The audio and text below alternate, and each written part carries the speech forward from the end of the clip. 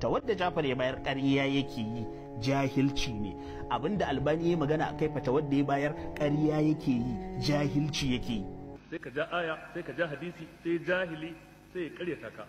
Imam Shafi'i yace musu da jahili shi yafi komai wahala ce ban taɓa yin musu da jahili ba sai ya kayar da ni aka ce me yace zaka ja aya ka ja hadisi sai ya ce ban yadda ba ya kare shi ba wani wahala kai ne ka wahalar da kanka wannan aya tana cikin suratul baqara ne ko tana cikin suratul ali imran cikin suratul shu'ara sura ina ne kai ka wahalar da kanka sai ka kare gaba ɗaya sai ce ban yadda ba jahili kenan ka gama magana ya ce bai yadda ba ya faɗa ma bakar magana kai kake da ikon ka ja aya shi baya da ikon ya ja kai kake da ikon ka yi hadisi shi baya da ikon yayi kai ka san yadda zaka yi li'irabi shi ba zai iya ba kai ka zaka iya fitar da waɗansu maganganu na malamai karkashin aya shi ko yana nan dinkin amma sai ka karanta sai ce bai yadda ba shikenan ta faru ta kare an yi wa mai dame tsaye sata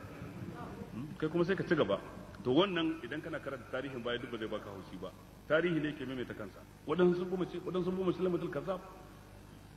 sun san cewa ƙarya yake yi amma suka ce sai mun bi shi akan haka dan me dan wani yau ya ce sai ya buwa ne na taɓa tattaunawa da ni da wani har yanzu ina sanar da shi na'ibi ne na ɗaya daga cikin limaman masallacin juma'a a Kano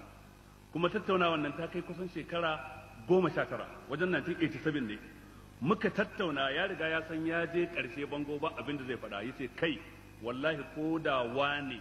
da nake cewa shi nake bi ya dawo duniya ya ce shi bai yadda ba ni ina nan kan wannan abu ya faɗi sunan wani wali